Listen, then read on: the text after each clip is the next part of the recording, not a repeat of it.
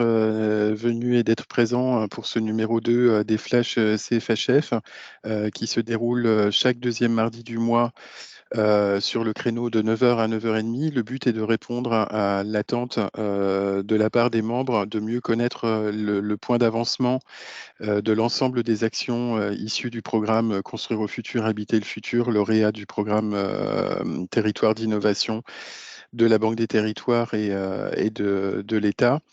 Cette semaine, le but était de vous présenter la thématique de l'aménagement au service des citoyens avec la présentation par Romaric de l'action menée par Grand Paris Aménagement sur la commune de Villiers-le-Bel en collaboration avec la communauté d'agglomération de Roissy, Pays de France et Ville Ouverte. Et ensuite, d'avoir une présentation par Bertrand Doucet des activités de la société Basse Commune, la foncière de rez-de-chaussée de Sens de la Ville et de plateau urbain.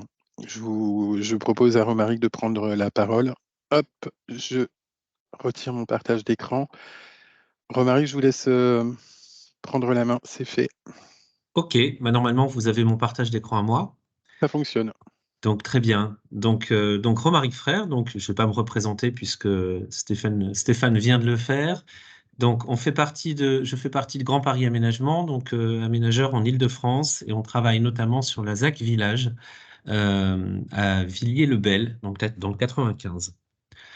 Tout d'abord, je vais vous présenter le projet de la ZAC Village. Donc, quelques éléments de contexte. En fait, la ZAC Village est un des quartiers de Villiers-le-Bel. Villiers-le-Bel est une ville qui a un forte dynamique de renouvellement urbain enclenchée dès 1996 avec des zones urbaines sensibles et pour lesquelles vous avez la petite carte là qui s'affiche où on a effectivement Puy-la-Marière, derrière les murs Monseigneur, la centralité, comme on avait au préalable la ZAC des Tissonvilliers, la ZAC des Carreaux, etc.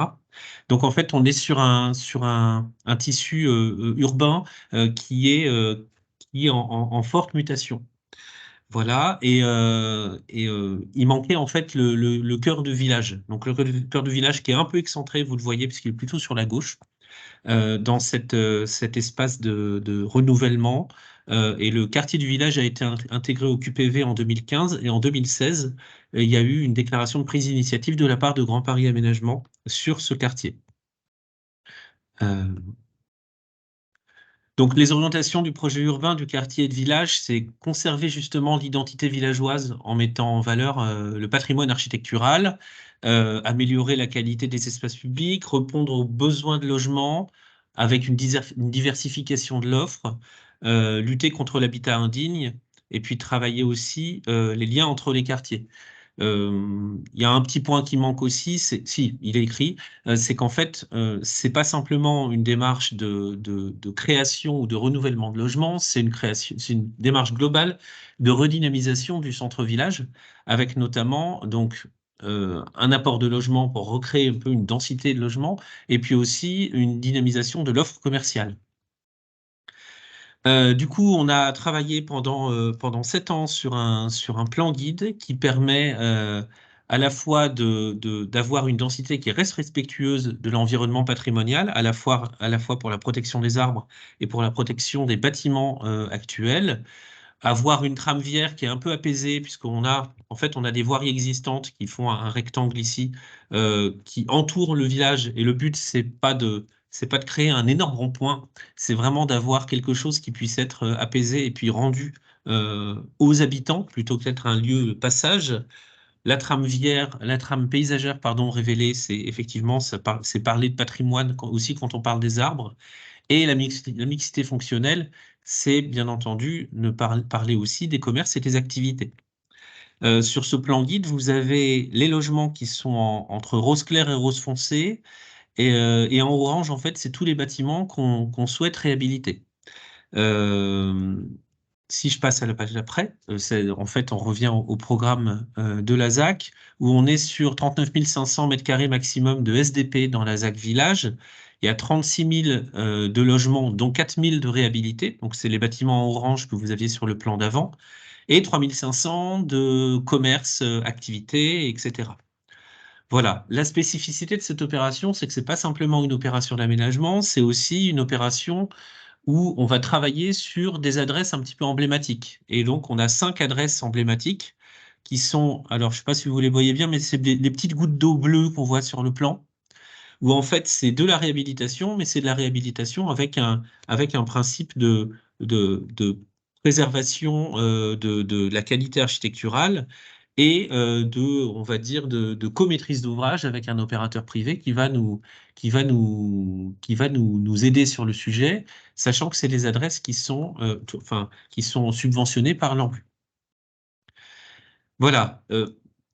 On a traduit, pas simplement dans l'espace public et dans le plan guide ce que je viens de dire, mais aussi on va essayer on cherche des opérateurs pour pouvoir réaliser les programmes de logement et d'activité, avec évidemment des priorités qui sont liées à des cahiers des prescriptions. Donc un cahier des prescriptions qu'on s'applique, nous, à Grand Paris Aménagement, qui est un peu un socle d'exigences de base, et ensuite des prescriptions architecturales, urbaines, paysagères et environnementales qui sont travaillés avec l'ABF, qui sont travaillés avec la ville et qui sont spécifiques au projet.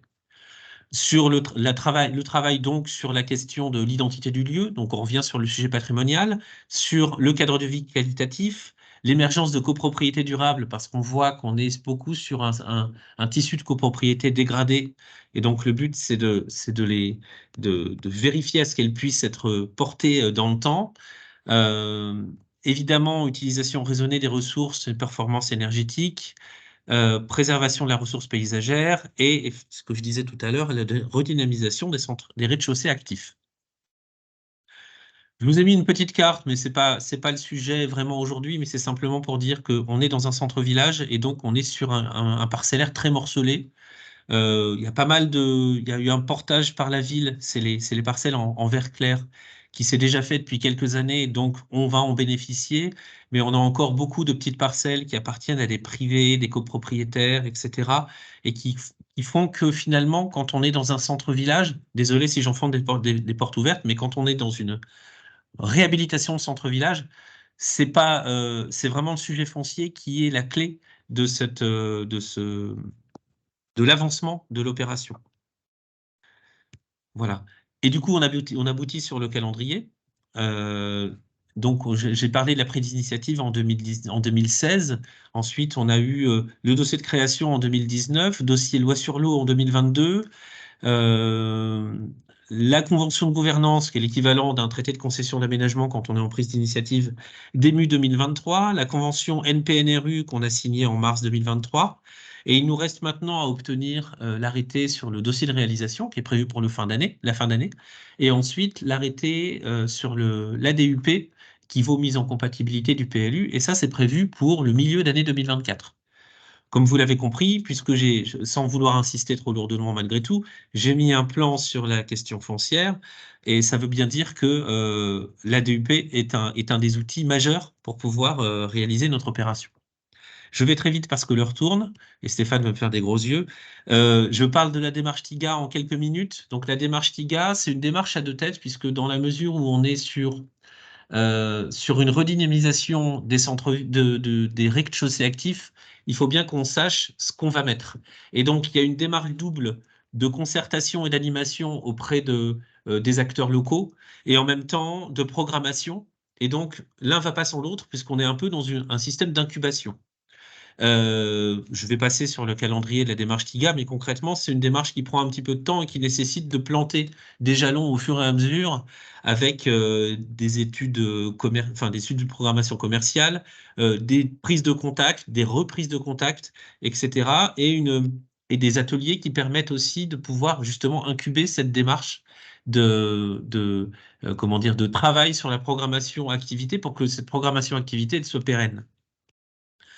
Donc, on a trouvé les lieux sur lesquels programmer les rez-de-chaussée actifs et commerces, qui est évidemment plutôt autour du centre, de l'hypercentre village, autour de l'église Saint-Didier et de la mairie, où là, effectivement, on est sur le quartier le plus, on va dire, le plus patrimonial. Voilà, donc on est aux alentours de 2000 mètres carrés mobilisables, donc 400 mètres carrés de commerce et 1600 pour la démarche TIGA, donc qui est liée donc à cette programmation activité. On n'est pas tout seul pour le faire, on a Ville Ouverte qui s'occupe de la programmation avec nous et de la concertation. On a Mekissi qui est spécialisé dans la programmation on va dire euh, le développement artisanal et Verger Urbain sur l'agriculture urbaine. Je vous passe les écosystèmes d'acteurs, ça sera un petit peu long à expliquer, mais c'est simplement pour dire que on est dans le cadre de cette démarche de prospection, on est obligé d'aller chercher une nébuleuse d'acteurs, que ce soit les collectivités, que ce soit les associations ou d'autres acteurs, que ce soit des fournisseurs, des commerçants, des habitants, etc. Je parlais de nébuleuse. Sur la question de la réactivation des rez-de-chaussée pour l'agriculture urbaine, pareil. On va travailler à la fois sur des sujets d'insertion, de vente d'agriculture, sur le développement de jardins, sensibilisation et ESS. Et on ne travaille pas que sur la programmation, puisque la programmation, elle n'est pas in extenso, elle se fait dans le plan guide que je vous ai montré tout à l'heure, où du coup, pour tous les lots sur lesquels on a de l'activité et du commerce, eh ben, on a recensé le potentiel architectural actuel pour pouvoir, la programmation future pour essayer déjà d'essuyer les plâtres et de se dire, telle programmation activité pourra rentrer ici, mais pourra pas rentrer dans un autre local. Voilà, donc lot par lot, ça c'est un exemple de fiche. C'est pas une fiche de lot, mais c'est un exemple de première analyse sur le sujet qui permet pour un lot de se dire bon bah alors là on démolit, du coup on pourra faire ça en rez-de-chaussée, etc. Aussi en fonction de l'emplacement et de la taille et de la temporalité de livraison. Voilà, les modalités opérationnelles, on sait que le temps de l'aménagement, il est très long. Donc, on a commencé par réhabiliter un local pour pouvoir justement avoir ce lieu d'incubation. On a appelé Belle Pousse parce il y a un côté, on plante une graine et on va voir ce qui va germer. Et ensuite, on prévoit de faire des installations temporaires dans des lieux qui restent à trouver pour des porteurs de projets qui seraient intéressés. Et en même temps, de rechercher des investisseurs, des exploitants pour pouvoir construire la démarche. Pourquoi est-ce qu'on passe par cette phase temporaire 2 et 2 bis? C'est parce que entre le moment où aujourd'hui on décide de trouver des porteurs de projets, on est en 2023, et le moment où les premiers lots vont se livrer, c'est 2026, eh ben, il faut faire patienter. Et donc, si on trouve des porteurs motivés, il faut leur trouver un espace et pas leur dire revenez dans 2 ans, puisque la question du foncier chez les porteurs de projets comme ça, c'est plutôt un horizon 6 mois. Voilà. Donc les méthodes pour la suite, c'est effectivement approfondir le diagnostic, rechercher des références, travailler sur le montage opérationnel et trouver les porteurs de projet, ce que je viens de vous dire. Juste un petit focus sur le local, donc qui est un ancien supermarché proxy, et donc qu'on réhabilite pour pouvoir y faire ce local, enfin cet espace d'incubation. Je vous passe les plans, mais si les plans sont un peu intéressants, c'est que le but, c'est d'avoir quelque chose de très modulaire pour pouvoir accueillir soit sur des temps courts des ateliers de réparation de vélos, des distributions de paniers. Enfin voilà, on est en train d'essayer de développer un petit peu cette programmation pour avoir un lieu central qui permet de voir les activités qui vont fonctionner et celles qui vont pas fonctionner. Voilà, donc c'est un premier pas qu'on a mis sur la ZAC Village avec cette démarche TIGA. Et maintenant, voilà, le but c'est de continuer pour essayer d'avoir des porteurs de projets qui soient pérennes. Voilà, c'est très court, mais j'ai essayé de faire court. Merci beaucoup, Romaric, pour ce sprint final. Si vous êtes d'accord, je mettrai à disposition vos slides en même temps que le replay sur le site de l'association, dans la partie réservée aux membres de l'association. Sans problème. Ok. Sans transition, Bertrand, je vous passe la parole pour présenter Basse Commune. Bonjour à tous, Bertrand Doucet de la Foncière Solidaire Basse Commune. Donc, il y a une vraie transition à travers la question des rez-de-chaussée. Je vais afficher en plein écran. Hop. Est-ce que ça s'affiche? Je peux peut-être même faire encore plus grand. Hop. Alors, est-ce que tout le monde voit? Oh, tout le monde voit, mais ce n'est pas en plein écran. Hop. Tiens. Je ne sais pas pourquoi il ne passe pas en plein écran. Sinon, on voit bien. Alors, je crois qu'il faut que je passe sur le mode diapositive. Diaporama. Normalement, c'est bon. Voilà. Il faut attendre que ça se charge. Donc, Basse Commune est une foncière solidaire spécialisée sur les rez-de-chaussée, les socles actifs. Foncière, donc notre principal métier, c'est d'acheter des locaux pour les louer à des porteurs de projets, et solidaire car on destine ces locaux principalement à des acteurs de l'économie sociale et solidaire, des commerces indépendants, des artistes, des artisans, tout un tas d'activités qui ont une grande utilité sociale et une grande utilité locale, mais qui ont de plus en plus de difficultés à trouver une place dans la ville. On a été Pardon, créé par... pardon Oui. Bertrand. Je pense qu'il vaut mieux ne pas passer en full page, hein, parce que là, pour le coup, ça se charge, mais on voit rien. Il vaut mieux qu'on Ah, soit en plus petit et que... bien. Est-ce Voilà. que... Là, c'est bon. Hop, et je peux repasser quand même en plein écran. Voilà. Merci. Ça va? Donc, on a été créé par deux coopératives. D'une part, le Sens de la Ville, qui est un AMO spécialisé sur la programmation des raids de ville, mais également de tous les programmes dans les étages.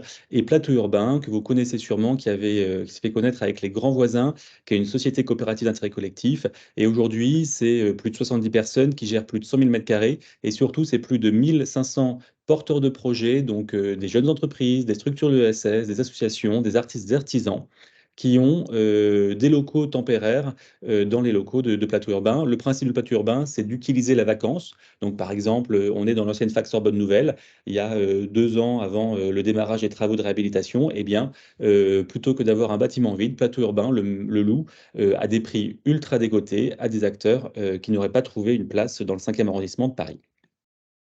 Le constat de Basse Commune, c'est une déconnexion durable entre les valeurs économiques et les valeurs d'usage. Le prix des rez-de-chaussée est de plus en plus important et ça a conduit de la vacance et puis surtout une standardisation. On retrouve globalement dans les centres-villes les mêmes marques, qu'on soit à Amiens, Lyon ou Marseille. Et puis, quand les promoteurs livrent les locaux, souvent, ils sont inadaptés aux porteurs de projets parce que ça nécessite énormément de travaux d'aménagement quand ils sont livrés bruts de béton. À l'opposé, Plateau Urbain a fait la démonstration avec plusieurs opérations à rez-de-chaussée qu'il y a une vraie demande. Quand on lance des appels à manifestation d'intérêt pour occuper ces rez-de-chaussée, il y a à chaque fois 2 ou 3 fois plus de demandes que d'offres disponibles. Et donc, la ville a besoin de ces locaux. Donc, Basse Commune s'est positionnée sur ce modèle. On est structuré en société coopérative d'intérêt collectif. Et l'idée, c'est de négocier auprès des promoteurs et des aménageurs un prix qui correspond à la valeur d'usage. Puisque, en fait, si on parle d'une ressourcerie, de locaux associatifs, d'un supermarché coopératif, c'est des activités qui n'auront pas forcément la même capacité de loyer que des grandes activités. Et donc, on fait toujours une étude sur le terrain pour identifier, en fonction des activités et des usages qui sont pertinents, quel est le loyer qui sera adapté sur ce territoire et donc derrière le prix d'acquisition qui sera cohérent. Et autre point très important, c'est l'accompagnement des occupants. Contrairement à une foncière classique, on va les accompagner sur la réalisation des travaux, on va les accompagner sur l'amorçage du quartier. Donc par exemple, si c'est un quartier qui va sortir de terre sur plusieurs années, c'est avoir des loyers progressifs pour que dès le début de l'opération, les porteurs de projets puissent arriver. Et enfin, avoir des écosystèmes, donc faire en sorte que ce soit des rez-de-chaussée qui soient ouverts sur la ville, qui ait une cohérence entre les besoins des habitants et aussi les moyens des habitants. Donc vraiment avoir des activités qui soient adaptées au quartier. Et tout ça, c'est vraiment ce qui a contribué à avoir une multitude d'activités. Comme on est une SIC, donc une société coopérative d'intérêt collectif, on a une gouvernance partagée avec les collectivités, avec les usagers, avec les occupants. Ça va donc contribuer à la cohésion territoriale. Et puis, autre point qui est très important pour nous, c'est l'environnement, avec vraiment une volonté de repenser l'aménagement des locaux de manière beaucoup plus sobre et avec des matériaux plus pérennes et biosourcés, contrairement aux locaux commerciaux classiques qui aujourd'hui sont souvent jetables et refaits tous les 5 ans. Voilà. Donc, il y a tout un tas d'outils, je ne vais pas détailler, pour accompagner le fait que les loyers soient plus élevés. Donc, ça s'appelle le bail commercial d'utilité sociale, qui conditionne la décote à l'impact social. Et puis, Pour expliquer quand même le modèle, hein, on n'a pas de baguette magique sur le modèle économique. Pour pouvoir louer moins cher, il faut acheter moins cher. Et donc, c'est pour ça qu'on travaille souvent au tout début des opérations. On travaille sur des péréquations avec les promoteurs pour faire en sorte qu'au moment, avant qu'ils fichent le bilan et qu'ils déterminent que les commerces seront vendus à des prix classiques, ils anticipent que s'ils veulent atteindre les objectifs en termes d'impact social ou d'utilité locale, il va falloir avoir des prix de vente qui sont adaptés. Donc là, la foncière, dans le développement, on a sécurisé 4 opérations, même 5 maintenant, donc 3 en Île-de-France, 2 à Lyon, et on a tout un tas d'opérations à l'étude. Pour faire le lien avec Grand Paris Aménagement, on avait remporté l'année dernière un AMI de Grand Paris Aménagement pour la question des socles actifs. Grand Paris Aménagement a identifié cette problématique des rez-de-chaussée, du fait qu'il faille une cohérence sur la programmation. Et donc, ils ont confié à plusieurs foncières. Donc, nous, on s'est associé à 3 autres foncières que sont Belleville, qui est une autre foncière responsable, Essentiel, qui est une foncière solidaire créée par un promoteur, et enfin Devatou, qui est une foncière commerciale classique, pour pouvoir proposer sur l'ensemble des rez-de-chaussée d'un quartier une réponse commerciale cohérente et pérenne et non spéculative. Voilà. Donc, juste pour finir, un exemple d'opération. Hospitalité citoyenne, on est en face de l'Hôtel de Ville de Paris, donc l'ancien siège de l'APHP, l'APHP a quitté les locaux il y a un an, et le projet va être réhabilité juste après les JO. Et donc, on sera acquéreur de plus de 1000 mètres carrés pour y faire une programmation variée de restaurants solidaires, de boutiques de l'économie sociale et solidaire, de pépinières de la transition énergétique et d'un lieu chronotopique pour accueillir les occupants du bâtiment, les visiteurs du quartier et puis les habitants du quartier. Voilà, j'ai essayé de faire synthétique. Merci beaucoup pour cette présentation, au pas de charge également. Je ne sais pas si des questions, si quelqu'un veut prendre la parole pour une question.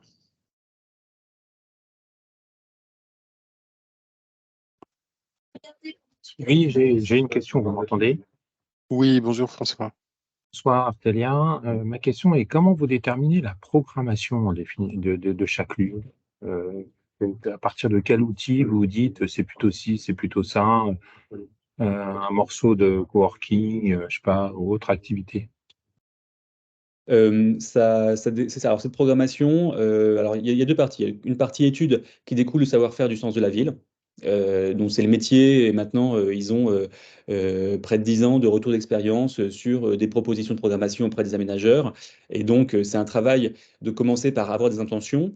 Et après, il y a quand même un autre aspect qui est important, c'est de garder des programmations ouvertes. Et ça, c'est plutôt le retour de plateaux urbains à travers les appels à manifestation d'intérêt quelques mois avant l'ouverture du local. Et on se rend compte que en réalisant des AMI, en fait, on ouvre le champ des possibles et il y a tout un tas d'idées qu'on n'aurait pas forcément eues et qu'on va pouvoir essayer, qui vont fonctionner parce que justement, on n'a pas tout figé sur le quartier. Donc, c'est un mélange entre faire une étude, c'est pour ça qu'on répond toujours sur à des promoteurs après avoir fait une étude. Donc, quels sont les commerces existants, quelles sont les activités sur lesquelles la ville a identifié des besoins, quelles sont les associations qui recherchent actuellement des locaux, et d'autre part, se dire qu'une partie sera en programmation ouverte et que 6 mois avant la livraison, et ça d'ailleurs, c'est compliqué pour les investisseurs qui nous suivent parce qu'ils aimeraient bien qu'on soit 100% loué 2 ou 3 ans avant, et ben on leur dit, bah non, il faut laisser une partie ouverte au champ des possibles, et pour ça, il faudra proposer le local à tout le monde de manière ouverte dans un AMI quelques mois avant la livraison.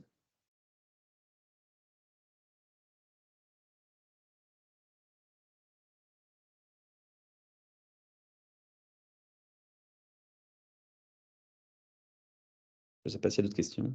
Ah, attention, Stéphane, votre micro est coupé. Oui, merci. Je ne sais pas s'il y a d'autres questions et par ailleurs, Ludovic Romanin qui devait nous quitter pour un autre rendez-vous, mentionnait qu'il poursuivra la discussion avec vous avec grand plaisir. Et Avec plaisir. est-ce qu'il y a une autre question? Tout à l'heure, j'avais vu un autre micro s'ouvrir.